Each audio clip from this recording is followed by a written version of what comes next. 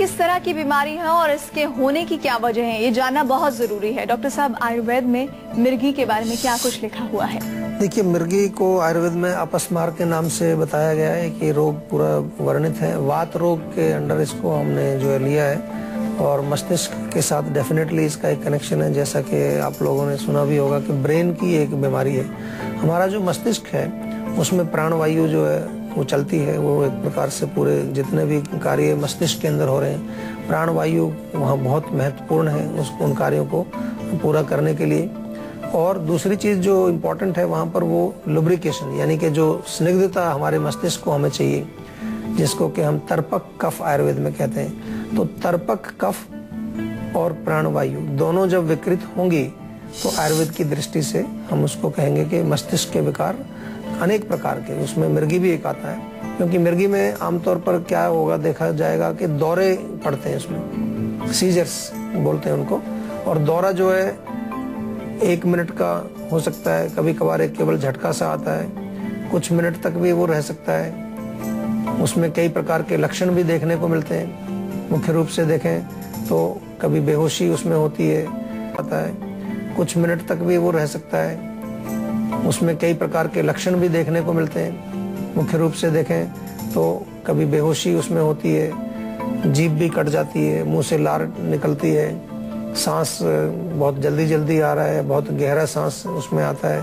तो ये जो दौरे पड़ने की बीमारी है, जिसमें कि दौरे के समय मुख्य रूप से हमारा जो मस्तिष्क है उसका कनेक्शन बॉडी के साथ एक तरह से कट जाता है। तो बॉडी और ब्रेन का जब तालमेल नहीं रहता तो वो दौरे की अवस्था होती है। लेकिन कुछ समय के बाद वापस फिर एक नॉर्मल अवस्था में मरीज आ जाता है और फिर उसको ऐसा कुछ नहीं लगता कि कोई उसको बीमारी है। वो सब अपना काम नॉर्मल तरीके से करता है। लेकिन अगर देखभाल इसकी ना की जाए तो लॉन्ग टर्म में जाकर के ब्रेन का कोई हिस्सा परमानेंटली भी डैमेज हो सकता है, जिसको के कहते हैं कि अब ये बिल्कुल ब्रेन का, मस्तिष्क का हिस्सा आपका मर चुका है। उसके कारण फिर कई बार और भी कॉम्प्लिकेशंस पेशेंट में आ सकते हैं और बहुत गंभीर अवस्था में कभी कभार उसकी मृत्यु तक भी हो जाती है। मिर्गी में ऐसा कहा जाता है, जैसा आपने कहा कि अकड़ाहट आ जाती है और पूरे शरीर के हर हिस्से में ऐसा होता है। दांत आपस में बहुत तेजी से फोर्स के साथ दबा ली जाती है, लेकिन कहा जाता है कि इस पेशेंट को ऐसे ना करने दिया जाए, रोका जाए। तो ये क्यों किया जाता है, इसके पीछे क्या वजह है? नहीं, रोकने का तो उसमें देखिए, जब वो दौरा पड़ जाता है उसको तो फिर उसकी दांतों को जो दबाने की बात, वो इसलिए कि जीभ कटने का खतरा उसमें रहता है। अगर जीभ आपकी दब गई है तो जीभ कट जाती है। तो इसलिए कोशिश की जाती है कि कुछ कई बार पानी डालते हैं मुंह में या कोई थोड़ा चम्मच से खोलने की कोशिश करते हैं, क्योंकि वो जितना दूसरा फिर सांस की भी समस्या हो जाती है, दम घुटने लगता है, क्योंकि नाक से उतना सांस नहीं आ रहा है और मुंह भी भिज जाए पूरा, तो फिर उसको ब्रीदिंग की तकलीफ भी होने लगती है। तो इसलिए कोशिश यही की जाती है कि उसका मुंह थोड़ा खोल दिया जाए, पानी थोड़ा डाल दिया जाए, उससे थोड़ी चेतना भी उसकी वापस आ जाती है। चलिए अब बात करते हैं आज की संजीवनी की, जिसमें डॉक्टर साहब आपको बताएंगे कि मिर्गी की बीमारी का आयुर्वेदिक इलाज और उससे बचने के कारगर नुस्खे क्या हैं। तो डॉक्टर साहब, आज की संजीवनी क्या है?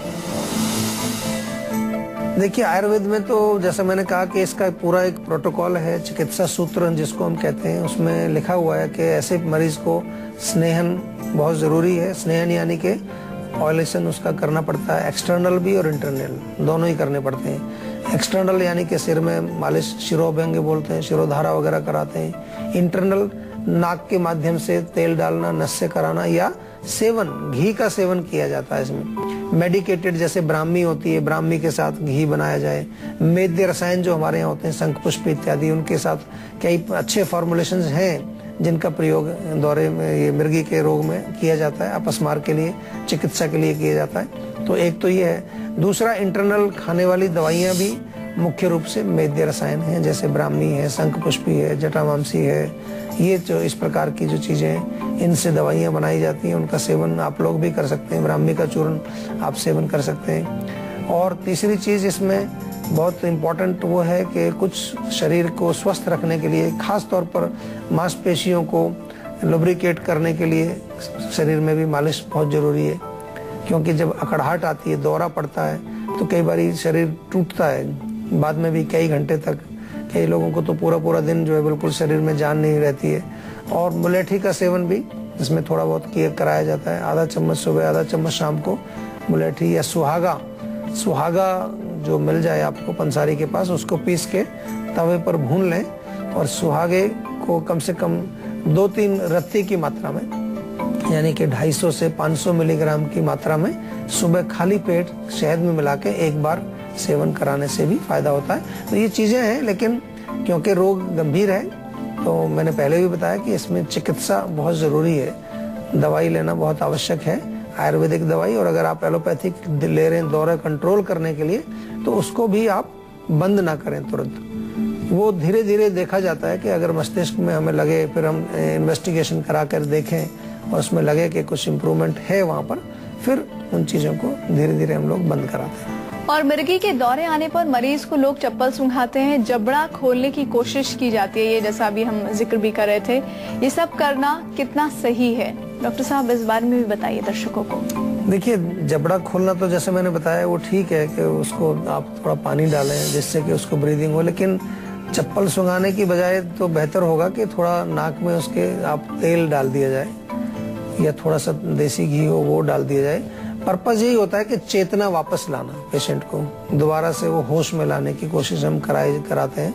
तो इसमें ऐसी चीजें भी हैं कि अगर आप उनको नाक में डालें तो उससे चेतना वापस आ जाती है। आयुर्वेद में हम ऐसे नस्से औषधियाँ बनाते हैं, कभी कभार तीखी चीजें भी उसमें डाल सकते हैं, लेकिन ये चीजें कर सकते हैं डेफिनेटली, क्योंकि जब पेशेंट जब दौरे की कंडीशन में है तो हमारी कोशिश ही रहती है कि कोई नुकसान उसको ना हो जाए किसी तरह का, कोई जो उसके ऑर्गन्स हैं, क्योंकि जैसा मैंने कहा कि दौरे के समय जो है मस्तिष्क और शरीर का तालमेल वो नहीं रहता है जो नॉर्मल अवस्था में रहता है। तो कुछ भी उस समय ऐसी चीज ना हो, इसलिए ये सब प्रयास हम लोग करते हैं। पानी थोड़ा डाल देते हैं, जबड़ी खोल देते हैं, चप्पल जूता सूंघा देते हैं। सूंघने से ऐसा माना जाता है कि उसको चेतना वापस आ जाएगी, लेकिन आयुर्वेदिक औषधियाँ, तेल, घी भी नाक में आप उसके डालें तो उससे भी फर्क पड़ता है। जल्दी से बात करते हैं संजीवनी टिप्स की, जिसमें डॉक्टर साहब आपको बताएंगे जौ के सेवन के क्या फायदे हैं। तो डॉक्टर साहब संजीवनी टिप्स बताइए जल्दी से।